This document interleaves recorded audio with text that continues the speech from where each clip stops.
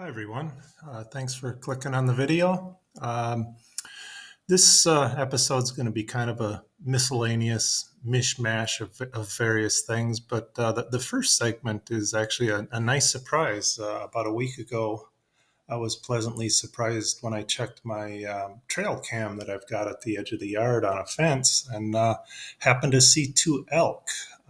They are very young male elks, as you can see from the smallish horns. But I had mentioned in a previous episode, I think when I had reviewed some wildlife, that I see elk every so often. I see their tracks, but it's always, or at least has been, out in the forest. A kilometer or two away from where I live. I never expected to see them so close to the house, but you'll also see in some of the video clips there's kind of a largish tree in the background. That's actually a huge apple tree, and there's apples all over the ground there. I suspect they were there eating apples, but it was a very nice surprise. One other thing it occurred to me is, I think it was February 22nd when the camera caught them, and I'm used to whitetail deer in America, and whitetail deer usually lose their horns or their antlers in like January. So I did a little research and found that elk actually keep their horns until like March or April. So I learned something new there. It explains why they still have horns. So we'll pick this up again after the clips of the elk. Thanks.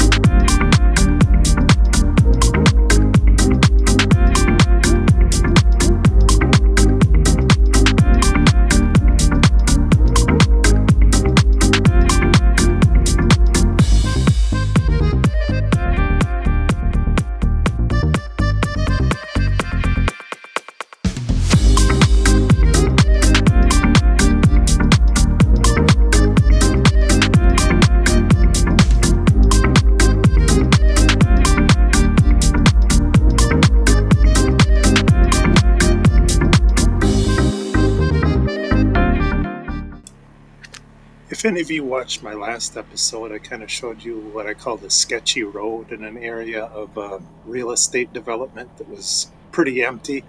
This is that same road. However, this time I'm going from east to west, whereas in the last episode I was going west to east. This is heading towards more civilization, kind of a really nice area. You can see the road's a little bit better, although it's still, again, I'll call it sketchy. And just up here to the left, you'll see there are actually a couple of houses. This first one was built just in the last year or two. This isn't part of that real estate development. This is all kind of private land, but kind of nice places. You'll also see some septic tanks. So it looks like somebody else is going to build. And this is a nice little bridge that goes across a little river. It's the same river that goes by my home.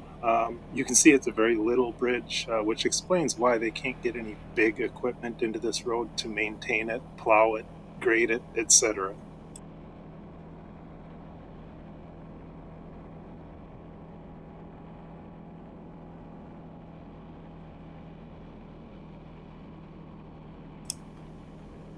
And just to the left, you'll see a tiny little cemetery or graveyard, which I'll talk about a little bit in a couple of minutes.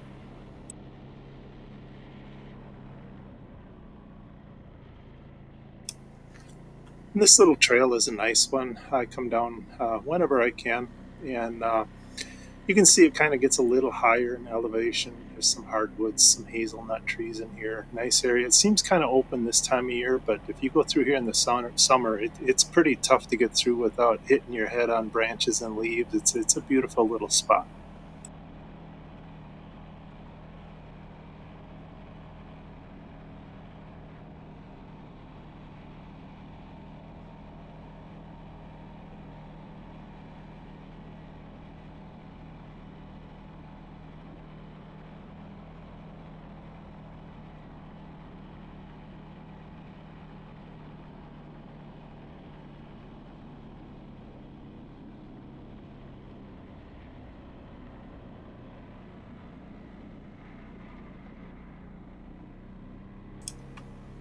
Now we're coming up on the part of the trail where it goes back downhill, back towards that same river that I keep talking about. Uh, you can see this area now that the ground is frozen. It's pretty easy to get through. I just had two-wheel drive, high range, but obviously any other time of year you might want to be in four-wheel drive and make sure there's a tree to pull yourself out.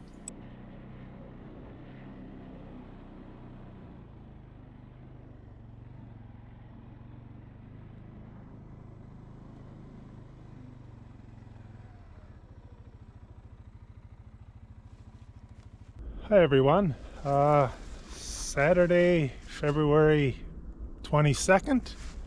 Not sure about that, but as shown in the previous clip when we were on the quad bike, there's this little tiny kind of forgotten cemetery here. I've never really walked through here, but obviously it's not totally forgotten. You could see the sign there kind of talking a little bit about it, but you can also see this graveyard, cemetery, whatever you want to call it, has definitely been here a while. You know, another thing a lot of Americans forget is, you know, America is basically just a little over, 200 years old. Obviously people were settled in America prior to that, but compared to Europe, I mean, Europe has had people in cemeteries and graveyards for thousands of years. So I think these two graves probably are the most recent, and you can see 1959 and 1945. A lot of these others, really aren't even marked as such.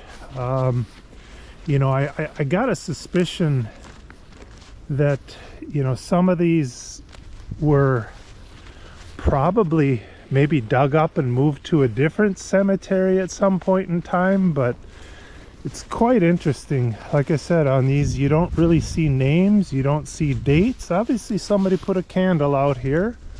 This one here, I don't know the proper etiquette about walking on graves, but you can see this Anchas Provinus, 1912 to 1936. Not a very long life, right in the middle of the First World War, but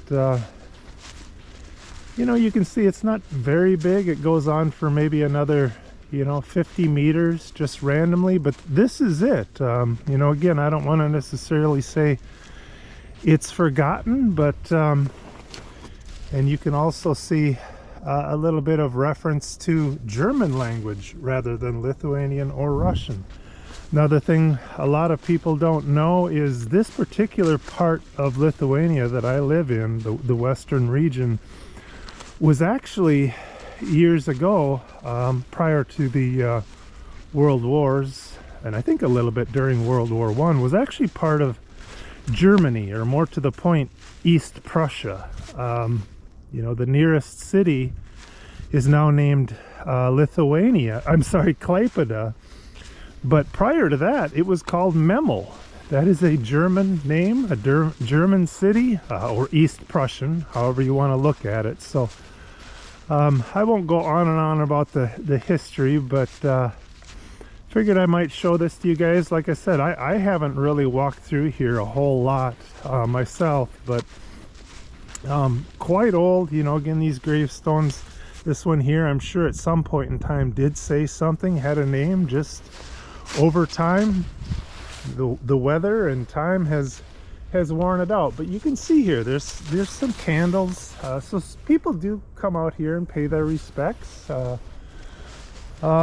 But enough about that, we'll move on. So it's late February, time to kind of take stock of what I call my root cellar. Obviously it's not really a root cellar, it's just the lower shelf in the back of my garage. But it stays pretty shaded and cool here most of the year, so it works. I'd love to have a root cellar, but I don't, so I make this work. But just to kind of take stock of where I'm at, we're sitting good on white potatoes. They're starting to sprout a little bit. I actually expected them to sprout a little bit more than they are, but Sitting very good. Of course, these are all from our garden. We probably wouldn't have quite so many, but again, my wife's been away in the USA for a couple of months, so we got a little more than we usually would. Red potatoes, same thing, looking real good. Obviously, we use quite a few of these for seed potatoes in the spring when we plant, which is coming up real quick. Of course, it depends on how many we've got left over from the year before, but we usually have to buy a few extra seed potatoes to get our garden in. Got a couple of pumpkins and I guess a zucchini left. That particular pumpkin is looking a little dodgy, but I'm sure there's some of it can be used yet. But we actually go through quite a bit of pumpkin. My wife bakes it and then kind of purees it and then freezes the puree, and then we can use that puree for many different things, you know, muffins, breads, obviously soups, pancakes, you name it. So we go through a lot of that. Our garlic, we got quite a few left. That should get us through until we have a new crop.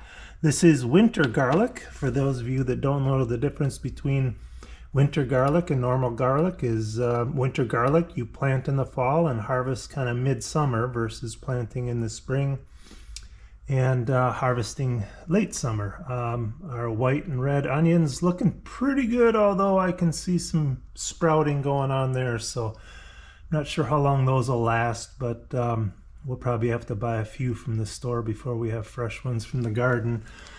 As far as jams and jellies and things like that, you know, we've got quite a few. All those top shelves, actually all three shelves, are mainly jellies and jams. Some of it is, you know, from our strawberry plants, etc. Some of it is from the neighbors, but it's all good. I don't know if we ever buy jelly or jam from the stores. I definitely still have some tomato soup, tomato juice I need to drink. We've got some various soups there in the bottom. As far as some of the canned goods, pickles, we're sitting pretty good. We probably got, I don't know, 10 jars left, all from 2024. Those will probably be gone before we have new ones from the garden, which is how it should work.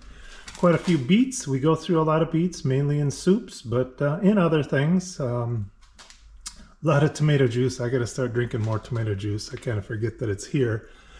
Tomato soup, all homemade, very good. Probably the best tomato soup I've ever had in my life. We got about 12 jars there.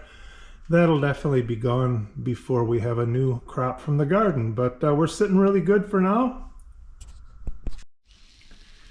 And here's another one of my other favorite Lithuanian foods. Basically, they call a lot of things here Blynais. This is what they call Blynai with, in this case, stuffed with beef. And a Blynai here is basically just a pancake. This one is more like a crepe, you know, a thicker pancake. They still call it Blynai. They have potato pancakes just like we do in the US, but I do like these. It's a quick lunch. Before my wife left for the USA, she actually left quite a few in the freezer, but I went through those within first couple of weeks, so these are from the store, but they'll do in a pinch. Blinis are ready to eat. Of course, along with that is the required pickles from the garden, of course. We don't buy pickles from the stores. And authentic Lithuanian sour cream, 40% fat. We get the real stuff here, but should be good.